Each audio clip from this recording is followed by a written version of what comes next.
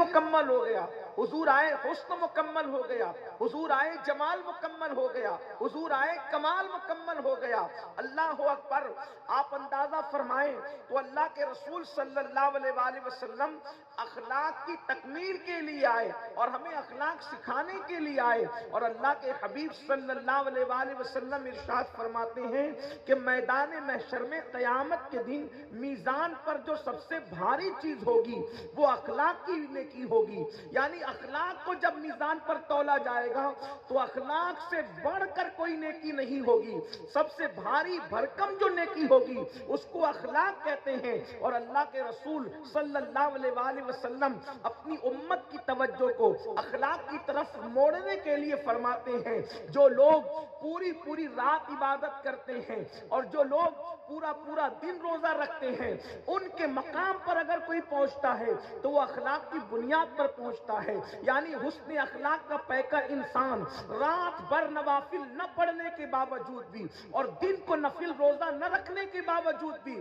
صرف اس بنیاد پر کہ اس کے اخلاق اچھے ہیں، میرے آقا فرماتے ہیں وہ نفل نمازیں پڑھنے والے اور نفل روزہ رکھنے والوں سے بڑھ جایا کرتا ہے۔ بلکہ اللہ کے حبیب صلی اللہ علیہ وآلہ وسلم ارشاد فرماتے ہیں، حدیث پاک کا مفہوم ہے، انسان کے اخلاق اچھے نہیں ہیں اور وہ پوری رات نمازیں پڑھتا ہے اور وہ دن کو نفل روزے رکھتا ہے لیکن اس کے اخلاق اچھے نہیں ہیں، تو اللہ کے حبیب علیہ السلام فرماتے ہیں وہ جہنم میں جائے گا۔ میرے پیارے آقا صلی اللہ علیہ وآلہ وسلم کے پیارے دیوانوں، اللہ کے حبیب صلی اللہ علیہ وآلہ وسلم ارشاد فرماتے ہیں، اللہ رب العزت جس پر خصوصی کرم عطا فرماتا ہے اس کو اچھے اخلاق عطا فرما دیتا ہے، اس کو اچھے اخلاق سے مالا مال فرما دیتا ہے۔ آئیے آج ہمارے اندر ہم دیکھیں ہمارے اخلاق کا حال کیا ہے۔ آج امت مسلمہ جہاں نمازوں سے کوسوں دور ہے، جہاں روزوں سے کوسوں دور ہے، جہاں تسبیح و تہلیل سے کوسوں دور ہے،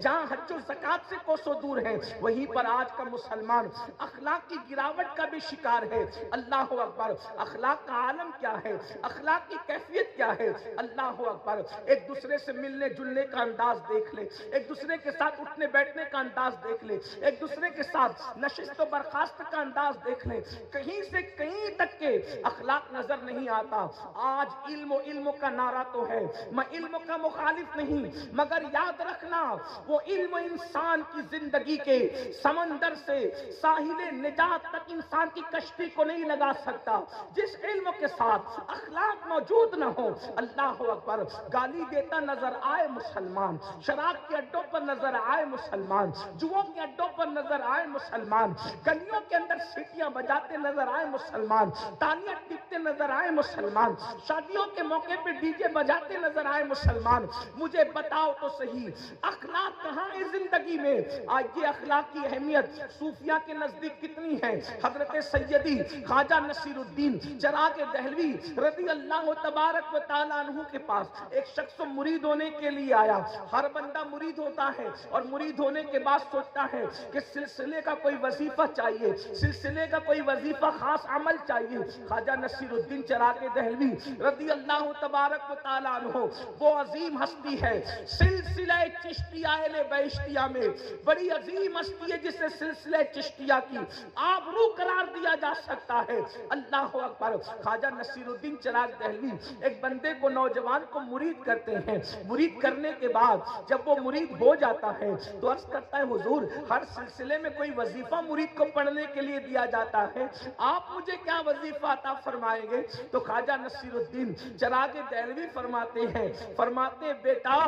راتوں کو نفل نماز پڑھنا یہ تو بوڑھی عورتیں بھی کر لیتی ہے، بیٹا راتوں کو تلاوت کرنا یہ تو بوڑھی عورتیں بھی کر لیتی ہے، مردوں کا کام یہ ہے کہ وہ لوگوں کے ساتھ اچھے اخلاق سے پیش آئے،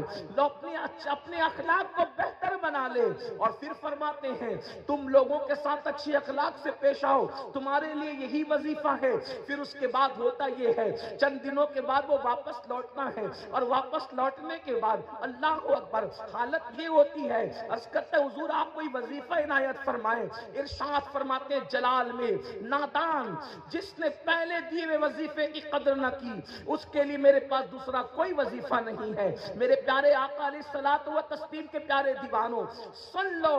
آج انسانوں کے ہاتھ میں میں تسبیح تو ہے، لیکن کیا لوگوں کے دلوں کا خیال بھی ہے؟ تسبیح کے دانوں کا خیال کرنے والوں، کبھی دل کے دانے کا بھی خیال کیا؟ اللہ اکبر۔ آج ہماری زبانوں پر ذکر الہی تو ہے، لیکن اپنی زبان سے ہم جو لوگوں کے دل کو توڑ رہے ہیں، جو لوگوں کے دلوں کو تکلیف پہنچا رہے ہیں، جو لوگوں کے ساتھ ہمارے اخلاق اچھے نہیں ہیں، سن لو،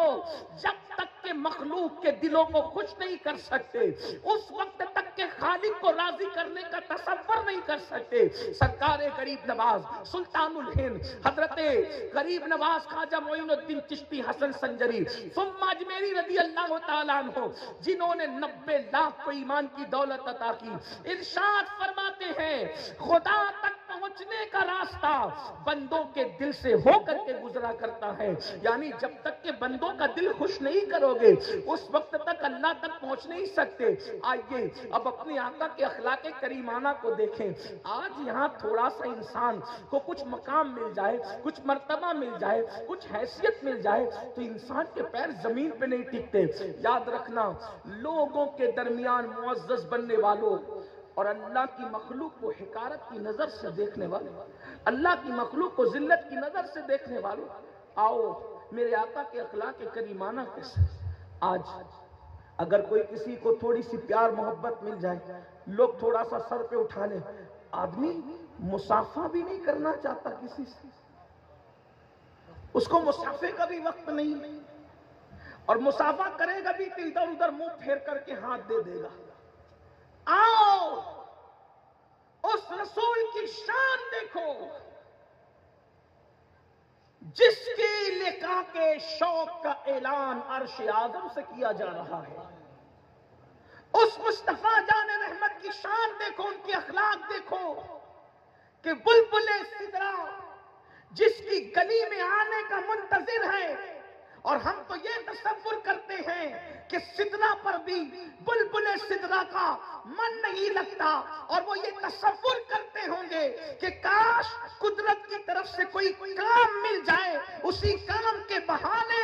آمنہ کے لال کا دیدار نصیب ہو جائے اور ان کے چہرے کی زیارت ہو جائے۔ استاد زمن اسی لیے تو کہتے ہیں بے لقائے یار ان کو چین آ جاتا، اگر بے لقائے یار ان کو چین آ جاتا اگر بار بار آتی نہ یوں جبریل سدنا چھوڑ کر۔